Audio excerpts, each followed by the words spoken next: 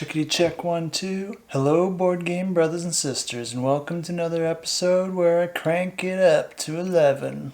Hello, board game brothers and sisters. I'm Adam Singer, and welcome to another episode where I'll be letting you know if Kickstarter is launching this week. If you're new to the channel, we do this every week, going over all the upcoming campaigns. So if you want to stay up to date, make sure to check out that subscribe button down below. And we are getting near the end of the month, which means that Alex over at Board Game Co. is going to be releasing his video going over the month of December and letting you know of some of the campaigns that you can look forward to. So if you want to hear about that, make sure to subscribe to his channel, which I'll leave a link to right up here. Before we get started, I do like to go over a few highlights that I just discovered over the past week. And there has been a little bit of hype being generated from CMON as they announced that their 50th Kickstarter is going to be one of the biggest Kickstarters that they've ever made. And just to confirm, I did pull up their Kickstarter page over here just to see that they did do 49, and that 50th Kickstarter is actually their next one, which it is. And today they just announced what that Kickstarter is going to be, so if you're someone who thinks that there's already too many Zombicides, you might want to look away.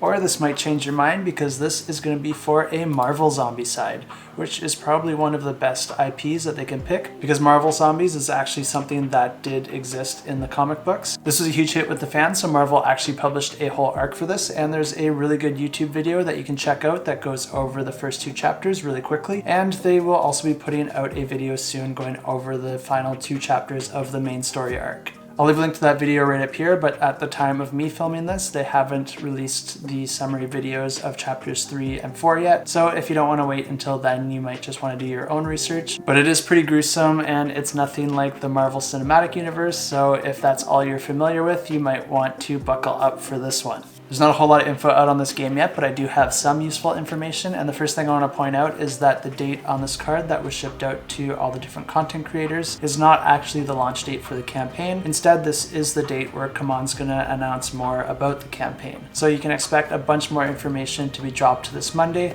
so if you're excited for this one, stay tuned, check out their website on the Monday, and I'm sure there'll be a lot more content being released after that date. And just like they did with Cthulhu Death May Die, CMON's going to be offering a giant miniature with this campaign, and this is going to be for a zombie version of Galactus. And if you follow the story arc for the Zombie Adventures comic books, well, I'm not going to spoil it.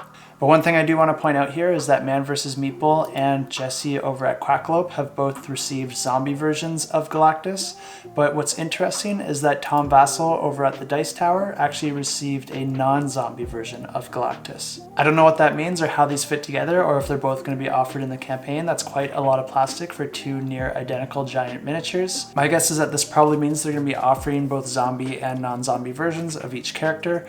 And another thing I want to point out with the characters is that the Zombie Adventures arc also did include the X-Men, so this might not just be limited to the characters that we've seen in the MCU. And I do hope that CMON stays true to this because these chapters include one of my favorite moments with Magneto, and I'd really like to see that come out on the tabletop. I'm not quite sure how I feel about the campaign yet. It's really going to depend on the gameplay and how they integrate this IP into the game. But one thing to note with Marvel Zombies is that the zombies aren't as dumb and brainless as you might see in other zombie flicks. Instead, they still stay as smart and strong as they were as normal humans. They just have an insatiable hunger that they can't deny. So it'll be really interesting to see if CMON actually takes that into consideration when they designed this version of the game. But I am interested to hear how many of you are super excited for this one, or if you feel like there's just been enough Zombicides already.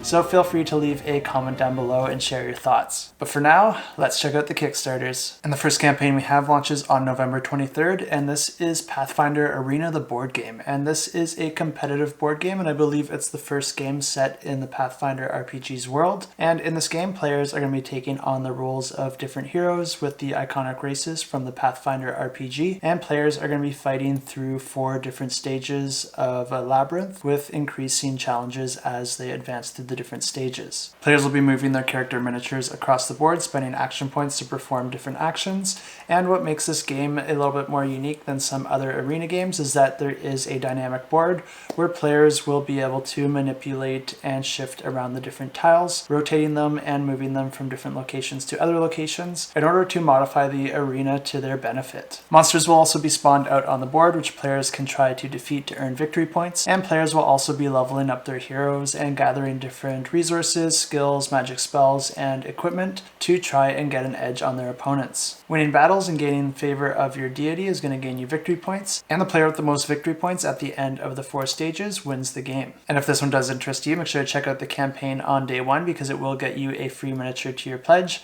And as always, I have links to all these campaigns in the description below. Also launching on November 23rd, we have the 3rd edition of Rampart Terrain. So this is going to be a bunch of different terrain for your tabletop. And what makes this interesting is that they tried to make it really versatile, and they also talked to the communities to see what people were missing most from their tabletop terrain. So if there's pieces that you've been looking for or that have been hard to find, this is definitely a campaign that you'll want to check out because they asked the community what they were missing and they made sure to include that in the campaign. And I'll just quickly scroll through their webpage so you can get an idea of the sorts of terrain that they're going to be offering. There's going to be a few different roofs and bridges, and they're also going to be including all sorts of items that you can incorporate into your environment. And the campaign's also going to be offering a few different themes. On their website, they show a city ruins theme, and they also show a more technologically advanced theme that might be good for your sci-fi environments. I'm sure there's going to be a ton more added that's not shown on their website yet, so if you want to see more of this, make sure to check out their campaign in the description below. Also launching on November 23rd, we have Octopus's Garden, and this plays 2 to 4 players and takes about 30 to 45 minutes to play. And this is a tile laying game and a re-implementation of the game with the same name. This is going to feature all brand new art, and it also does feature some rule changes as well. And in this game, players are going to be trying to build out their own underwater garden to attract different species of fish in order to gain victory points. And on a player's turn, they're going to be buying different tiles from a shared market that's placed out in a matrix with 3 rows and 3 columns. And the active player has to either buy an entire row or an entire column of their choice. To do this, players will be spending pearls as a currency, and to generate more pearls, players can actually add more oysters to their garden, with the catch that they become more and more expensive the more oysters that you've added, and they also cost -2 victory points at the end of the game. The players will be trying to create different sets and collections of these tiles because if they get the right pattern, then they can attract more valuable creatures to their garden. Some of these creatures also come with their own behaviors, which will require some different approaches when you go to manage and attract those to your garden. And the game ends when a player's garden is completely full, and the player with the most points at the end of the game wins the game. And the next game launching on November 23rd is Mindbug, and this is a 2-player competitive strategy card game that has a few designers to its name, but the one that stands out the most is Richard Garfield because this is the same designer that created King of Tokyo and also Magic the Gathering, as well as a whole whack of other games as well. And whenever I do see a really well-established designer's name with a bunch of other designers that I'm not so familiar with, I do take that with a grain of salt because I'm never actually sure how involved they were with the project. And regardless of all that, I did take a look at the rules and they look incredible, so this one's going to be my pick of the week. And there are a lot of interesting design decisions going on in this game, and I'll even go out on a limb here and say that this is probably the most depth to complexity that I've seen in a competitive strategy card game. This game just really seems to take all the good parts out of strategy card games, makes it super streamlined, and removes all the fiddliness. And it all just fits in a single tuck box, which I assume is going to make it really affordable, easy to play, and super easy to transport. And this game uses a single shared deck of 48 creature cards that both players are going to be drawing from, but you only draw from it at the start of the game. Players are going to be drawing 5 cards into their own personal draw deck, and then they're going to be drawing 5 cards into their hand. So you only have 10 creature cards to play this entire game with. But you do have 2 more cards that you will be able to use, and those are your personal Mindbug cards, and I'll get back to those shortly. But in this game, players will be taking turns performing just one action from 2 possible options, and the 2 options are to either play a card from your hand out onto the board, or to attack with one of the creatures that you already have out on the board. And playing a card in this game doesn't require any resources and there's no deck building, so it's really quick to ramp up and you can just go ahead and play whatever you like. But if you do attack your opponent can choose to defend against that card with one of the creatures that they have out on the board already. Even though the turns are already super quick in this game, I really like this because it adds another decision that your opponent can make even when it's not their turn. And this game just does away with all the fiddly health, strength, and energy trackers because when 2 cards attack each other, it's just the one with the highest strength that wins. opponents, and the lower strength simply gets discarded. But if your opponent can't defend against your attack, or if they just choose not to, they're going to take a hit of damage, and each player only has 3 health for the entire game, and if you go down to 0, then you lose the game. And similar to Keyforge, some of these cards will have some different effects and abilities that get triggered at certain event triggers in the game. For example, they could trigger when you're attacking, being attacked, or when you put that card out into play. There's also 5 different keywords that can show up on different characters, and you can actually have more than one keyword on a single character, but I'll just go through each of those quick. The first one is the Frenzy keyword. And this allows a player to attack twice if it wasn't killed on the first attack. And then there's the Hunter keyword, which allows the attacking player to decide which of your opponent's cards are going to defend against your attack. And then there is the Poisonous, which is going to always kill your enemy opponent, no matter if their strength is higher or lower than yours. And then there's Sneaky, which can only be blocked by other sneaky creatures. And then there is the Tough keyword, which essentially gives that character a second life. But what really makes this game interesting is the addition of these Mindbug cards that I mentioned earlier. Each player is just going to have 2 of these, but what they allow you to do is to steal a card from your opponent. So anytime that your opponent puts a new card into play, if you still have some Mindbug cards left, you can choose to discard that Mindbug card in order to take control of your opponent's card and bring it onto your side of the board permanently, where you can use it to attack and defend. This adds a really interesting dynamic with some light bluffing, where players are going to be trying to play cards that either they don't think their opponent is going to try to mindbug, or they're going to try and bait their opponent with certain cards that they do want them to mindbug because they have better cards in their hand that they'd rather keep for themselves. But then at the same time, using both your Mindbug cards too early means that you don't have that trick up your sleeve for the rest of the game. So this game just sounds incredibly well designed to me, but I did want to be sure, so I checked out the ratings over on the ratings tab, and there are quite a lot there. But what we really want to see are the people that actually played the game, so I'm just going to filter down to the ones that have comments.